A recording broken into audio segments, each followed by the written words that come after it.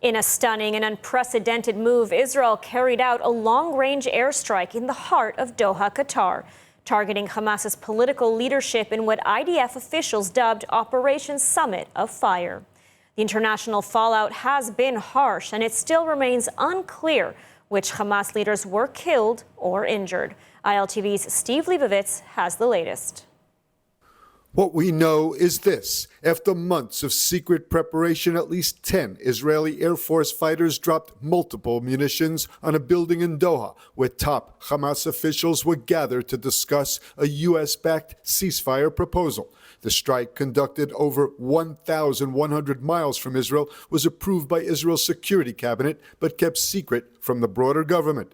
The operation was run from the Shin Bet's command center, with Prime Minister Netanyahu, Defense Minister Katz, and Israel's senior security chiefs present. The decision to strike had been made weeks ago. Hamas confirmed that 5 of its members were killed, including the son and aide of Khalil al-Hayya, but claims its top negotiators survived. Israeli officials say they believe several senior leaders were wounded or killed, and say it could take some time before the results are known.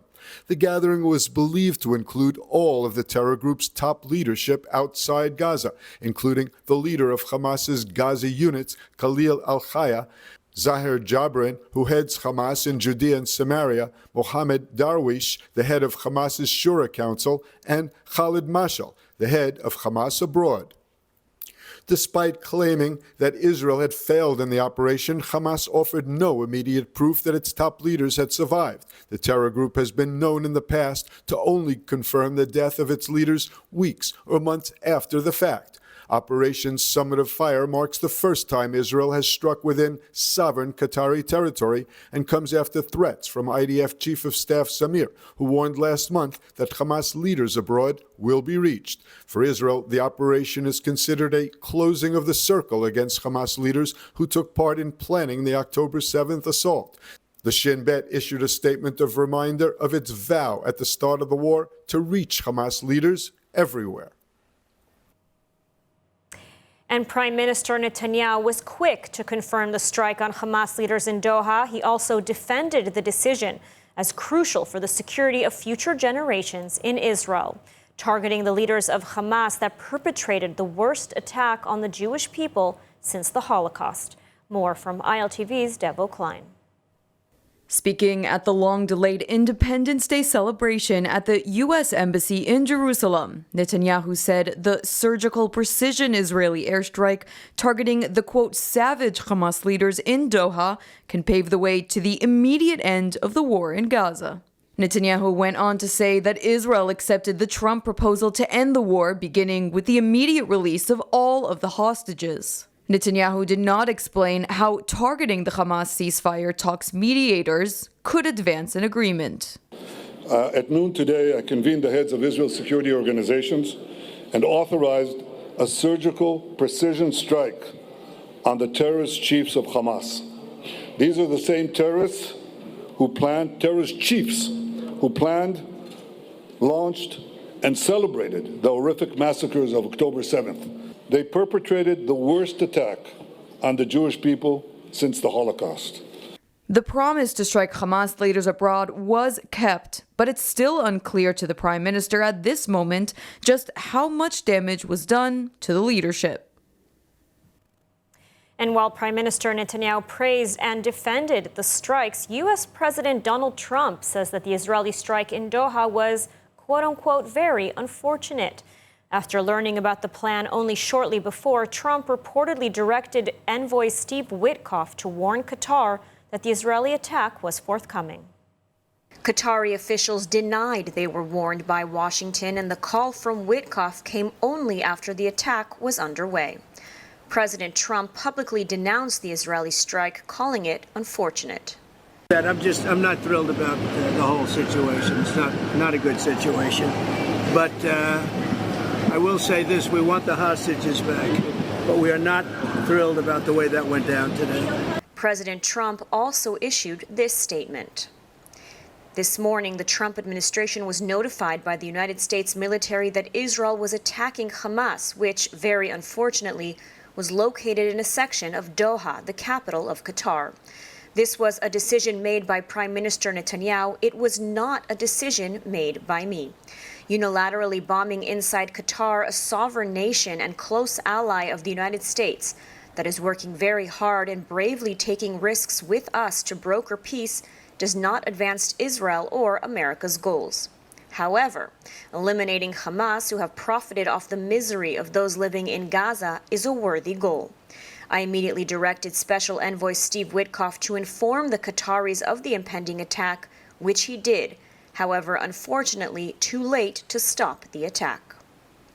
Trump spoke to both Israeli Prime Minister Benjamin Netanyahu and the Emir of Qatar after the strikes. White House Press Secretary Caroline Leavitt told reporters he assured the Qatari leader that the attack would not be repeated. The president also spoke to the Emir and Prime Minister of Qatar and thanked them for their support and friendship to our country. He assured them that such a thing will not happen again on their soil. And meanwhile, the IDF has issued the largest evacuation order yet for Gaza City as the military prepares for a full-scale invasion. Israel effectively ordered all of Gaza City to evacuate. The widespread evacuation order says all Palestinian civilians must leave the entire city immediately ahead of the military ground offensive against Hamas. Previous warnings issued by the IDF in recent days had only included specific buildings and the area surrounding them. Palestinian civilians were instructed to head to the Israeli-designated humanitarian zone in the Strip south via the coastal road.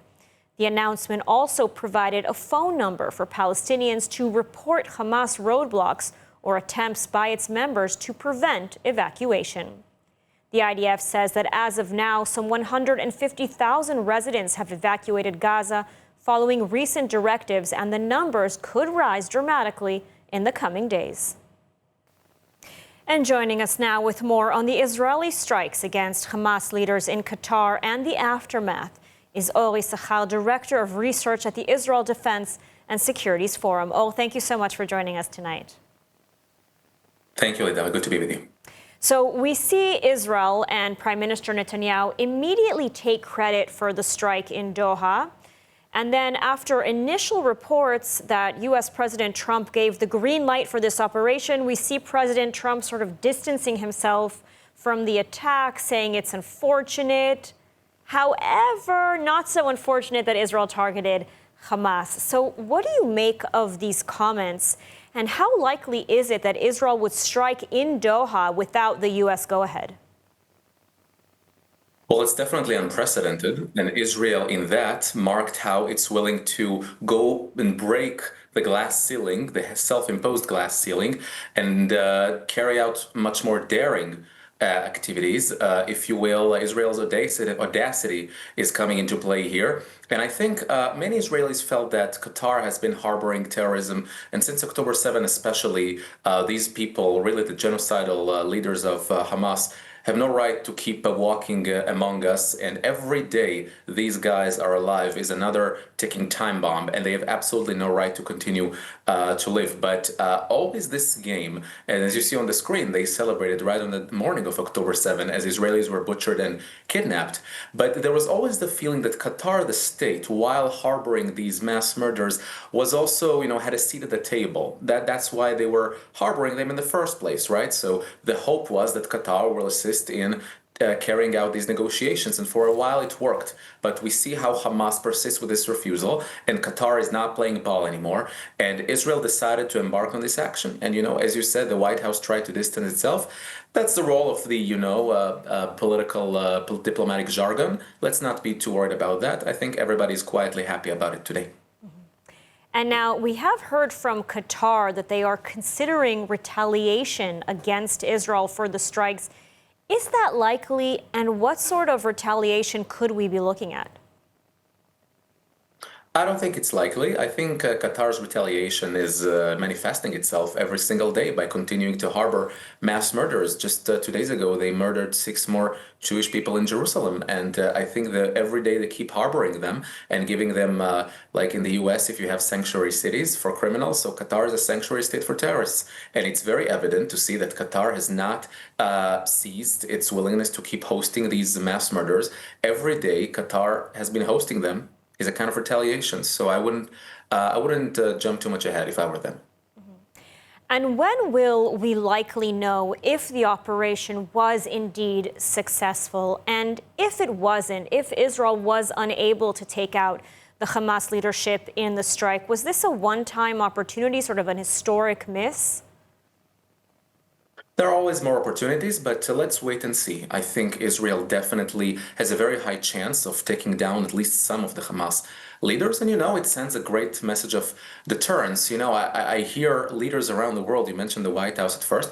The U.S. administration, in my view, is perfectly aligned with Israel's goals. But, you watch across Europe at the United Kingdom and France and other countries, and the way they are reacting to this activity is not baffling because it's not surprising, but it is very disappointing. To align with Qatar, to express total support for a country that is harboring terrorists.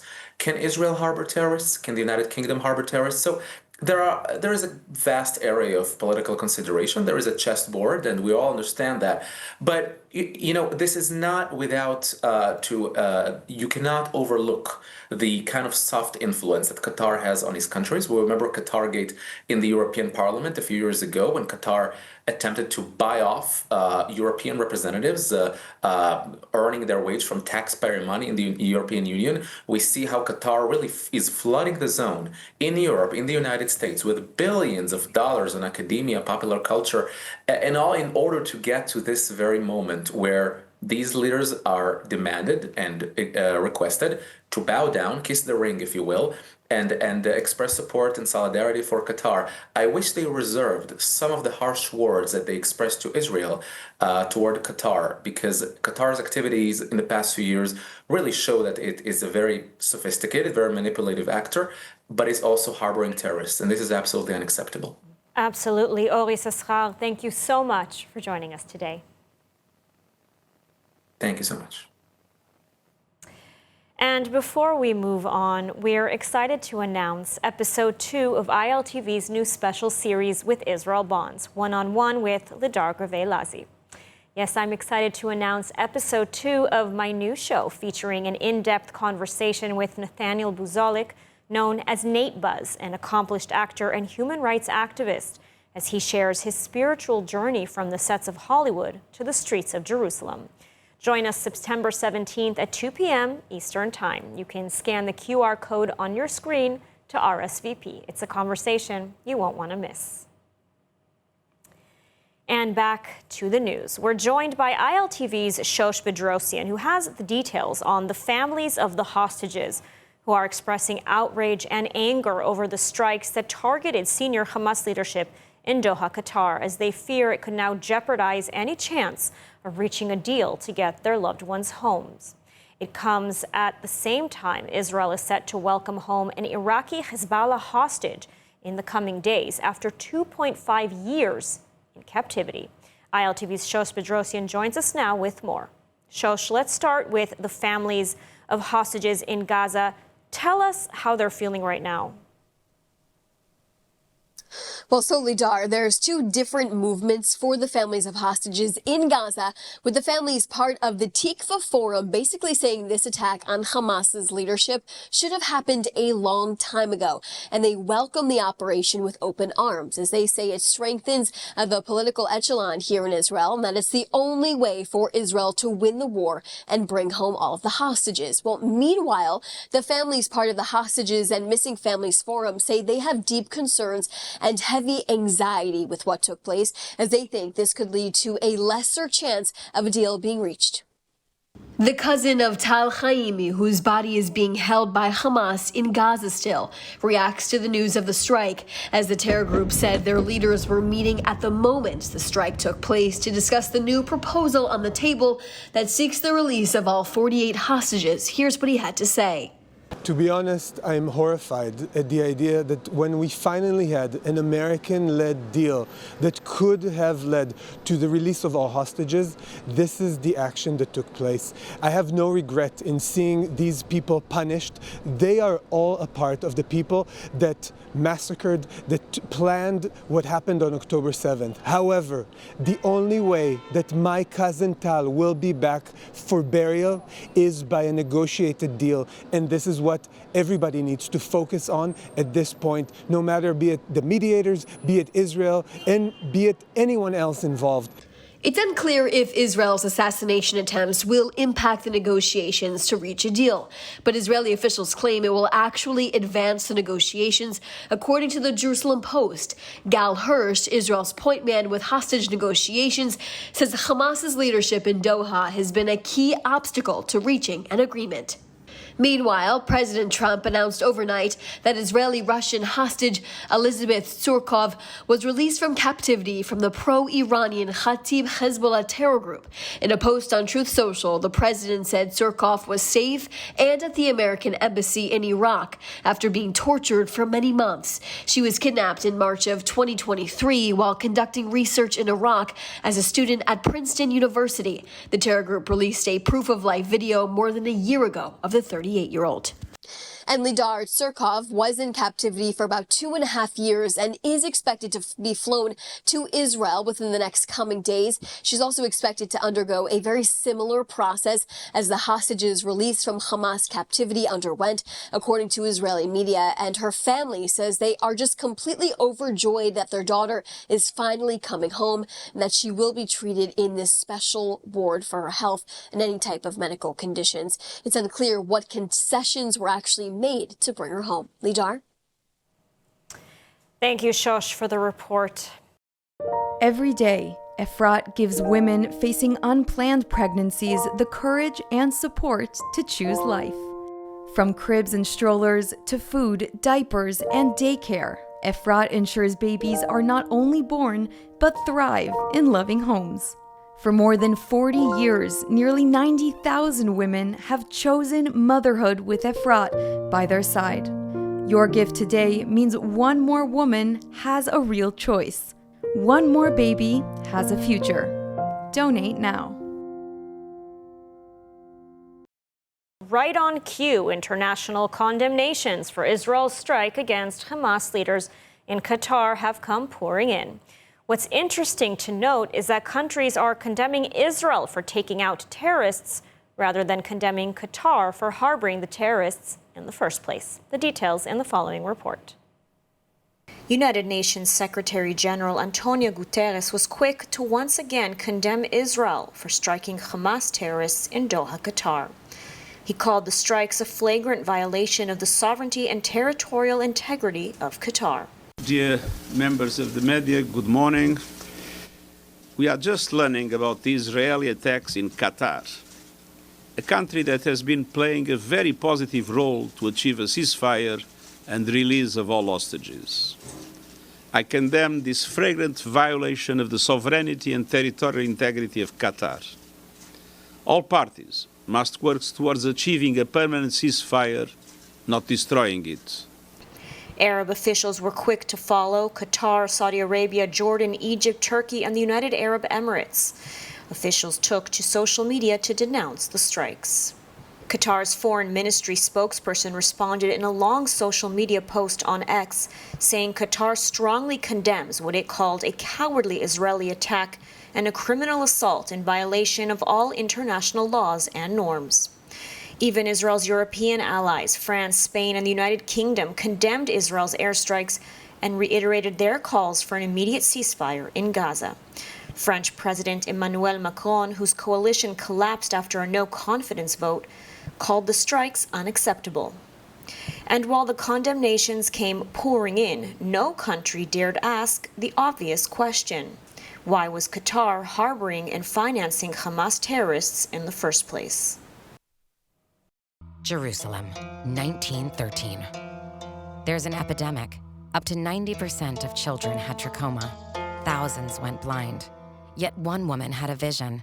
It started with 2 nurses from America, and today it's 2 world-renowned medical centers, treating more than 1 million people a year, plus youth villages, saving hundreds of thousands since the Holocaust. This is the work of Hadassah, America's largest Jewish women's organization, and a life-changing force in Israel. We helped build Israel's health infrastructure, saved lives during every war and crisis. And now, Hadassah hospitals are pioneering personalized medicine with robotics, 3D printing, AI, and providing essential trauma care. For over 100 years, our vision has been clear: to help heal our world. This is Hadassah.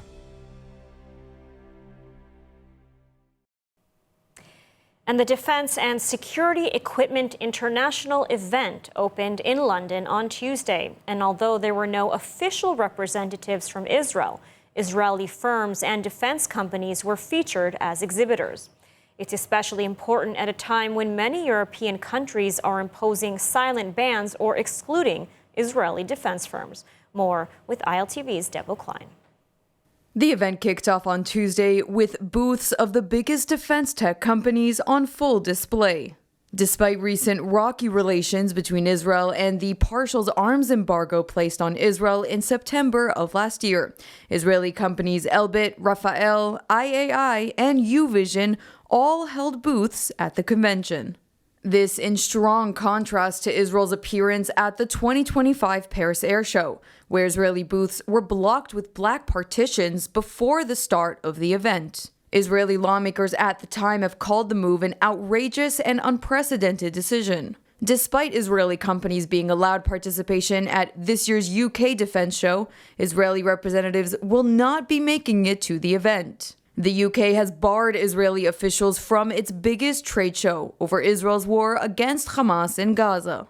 Israel's Ministry of Defense said that as a result of the trade fair ban, it would not run its national pavilion as it has done previously at the event. Every expert would have told you that Israel's day had passed and Iran was the regnant power in the Middle East. And so far, tiny Israel has succeeded in neutralizing all of the Iranian air defenses, virtually all of them, the security leaders of Iran. One of the key ways we did it is through innovation. And that innovation, as you know, came from the Technion. I was involved intimately with the development and funding of Iron Dome, of David Sling, Arrow 2. None of that would have been possible without Technion. The university has played a pivotal role in saving thousands of lives. Technology is a type of Iron Dome for the society as itself. And it's not just a localized Iron Dome, it's a globalized Iron Dome. We have to invest. As we invest in R&D, we have to invest in the minds behind R&D. Israel has to make itself indispensable to the world. And the only way we're going to do this is through technology. It's Israeli technologies that are not only helping to forge the 21st century, but it also enhances the security of American families, American individuals, from now into the future.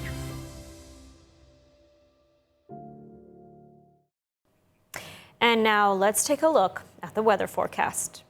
Clear skies are expected around most of the country tonight, with temperatures reaching lows of 22 degrees Celsius or 71 degrees Fahrenheit. Then tomorrow we'll see sunny skies alongside hot temperatures with highs of 32 degrees Celsius or 89 degrees Fahrenheit. And that's a wrap for today's news. For the latest updates from Israel on all your devices, be sure to follow our ILTV channels and our new live channel. And you can also catch us on Screen IL with 24/7 live coverage. Stay informed with the latest news straight from the heart of Israel. I'm Madar Gravelazi. Be well, and thank you so much for watching.